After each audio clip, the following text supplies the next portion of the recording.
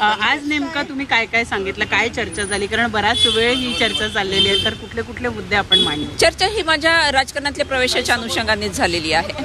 पण उमेदवारी काही निश्चित राष्ट्रवादी काँग्रेस पक्षामध्ये आपला प्रवेश आता निश्चित झाला. 3 चर्चेच्या फेऱ्या आता पूर्ण झाल्या. नाही, चर्चा अजूनही चालूच आहे आणि त्याच्या बाबतीमध्ये आज जी काही आम्ही भूमिका मांडलेली आहे, पक्षाने मांडलेली आहे आणि आम्ही देखील मांडलेली आहे, त्यावरती निर्णयाची प्रतीक्षा आहे. ताई, आज राष्ट्रवादीमध्ये काही प्रवेश होणार आहे अशा चर्चा सकाळपासून आहे. 2-3 प्रवेश आहे, त्यामध्ये आपलं नाव असणार आहे का? नाही, आज तरी माझा प्रवेश नसणार आहे त्याच्यामध्ये. आपण बीडमधून इच्छुक आहात का निवडणूक लढण्यास? अंतिम निर्णय लवकरच होईल. इच्छुक आहात. जर उमेदवारी मिळाली नाही तर ज्योती मेटे अपक्ष उभा राहणार. नाही, याचा निर्णय आल्यानंतरच पुढची भूमिका स्पष्ट करेन.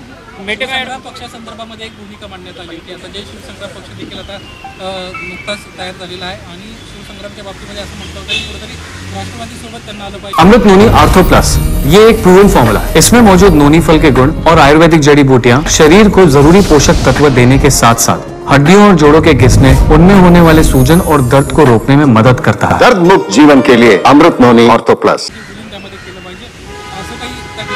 चर्चा झाली.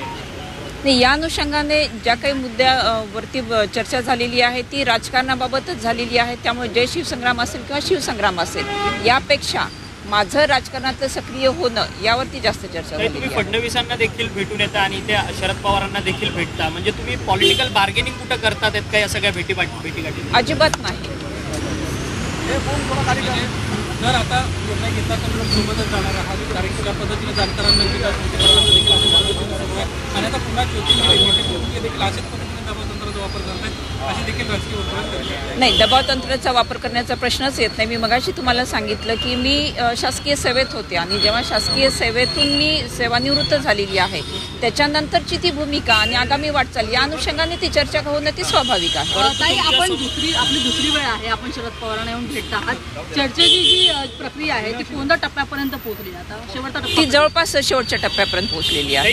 तुमच्या समोरच्या म्हणजे अर्थात महायुतीने स्वतःचा उमेदवार घोषित केलाय पंकजा मुंडे बीडमध्ये. त्या प्रचाराला त्यांनी सुरुवात केली आहे, परंतु बीडचा अजून देखील महाविकास आघाडीचा उमेदवार जो आहे तो ठरताना पाहायला मिळत आहे. नाही, याच्याबाबत ती महाविकास आघाडी भूमिका स्पष्ट करू शकेल, तो काही माझा विषय नाही. परंतु तुम्ही अप्रोच झालेला आहात शरद थँक्यू. मी सांगितलं मगाशीच आपल्याला की निर्णयाची प्रतीक्षा आहे. थँक्यू. तर ज्योती मेटे या बीडमधून निवडणूक लढवण्यास इच्छुक आहेत. त्यासाठी सिल्वर ओकवर त्या दाखल झाल्या होत्या.